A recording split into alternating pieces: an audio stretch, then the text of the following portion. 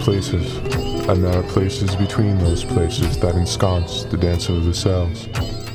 There are atoms that love with light from the sky and the dew of the earth, and there are spirits that conduct these particles in their majestic rapture for life. And they are many in kind, an amalgam of forms that perceive these moving atoms from multifarious flames of entity awareness. And while some hum quietly their prayers to the light that burns between the desperate void of space, others manifest their exaltation inward, with self-resonance and discrete and disparate vibrations. Human bodies, confounded by meanings and manipulations, the silk and the salts of intelligence, the gifts and the responsibility of this complicated advantage of perception. But while they seem as adults on this planet, they are humbled as mere fragments of shattered light against the eternal breath of existence. But let us not dwell on life in its general essence, for it is something we all innately experience and needs little edification.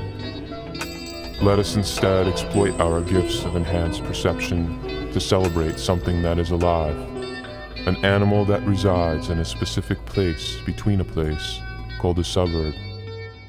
And let us rejoice in its distinguished grace as it resonates with its surroundings.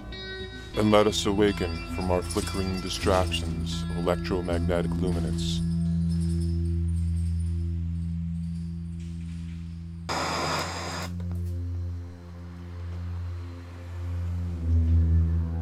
And take notice our own lives, our own surroundings, our own resonance with life, and the ephemeral persistence of form. There are dead things, and there are places between these things that are dying. There is an earth that is mother to all life, and there is a boundless giver that blesses the space between the earth and the sky. And there are quiet stains that forget the rapture of the living, that are lost in the night. And there are things that kill without knowing or wanting to know.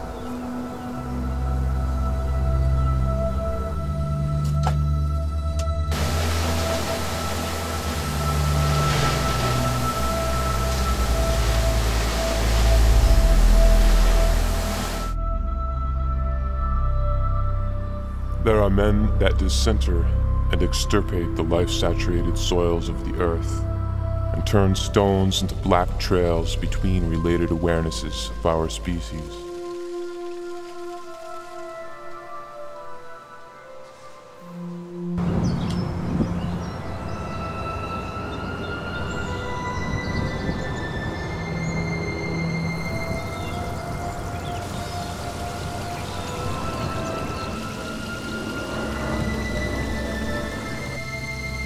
And packages of atoms are distinguished by frequencies at which they resonate by sounds of vibrating vocal tissues and muscles moving, tongues and lips. And when their sun falls away into the horizon, they slip into other worlds, where their meanings become attenuated by the daunting inevitability of death. But that is born between the light and the stone is once part and tantamount to its source. Energy en route to transmutation via disintegration, as the gravities of love stretch and tangle against the flames of time. We are expressions of love and rare heat between space by measures of our own latitude through our dreams and ideas. And we are good, and we are noble.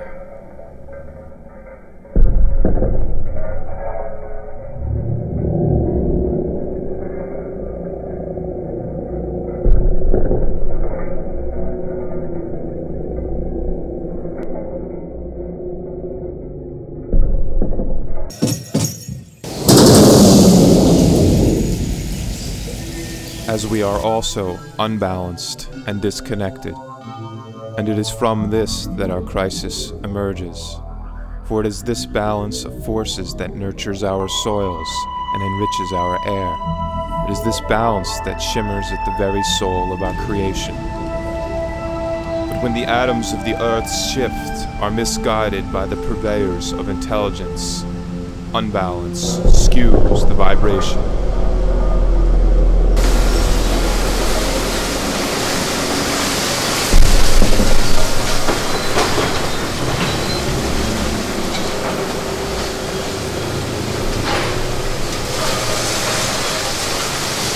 spawned our fear and the desire for its reprieve. Wanting for artificial equability consumes in its plastic and steel viral frenzy. The earth is disregarded, and we stand remiss against our own perdition, forgetting that the earth and the universe that comprise it are part of a living system. Symbiosis and harmony become the old song, dwindling against the din of imploding intelligence. And as the creeping towers of the renegade dreamers arise, the diminutive choices beg the ears, the minds, and the hearts of this race. But let us not wait, for time is a phantom that shrouds in these moments passing, and our little dreamers are dying every second on the oblique nexus sprawling streets between things that are dead and dying.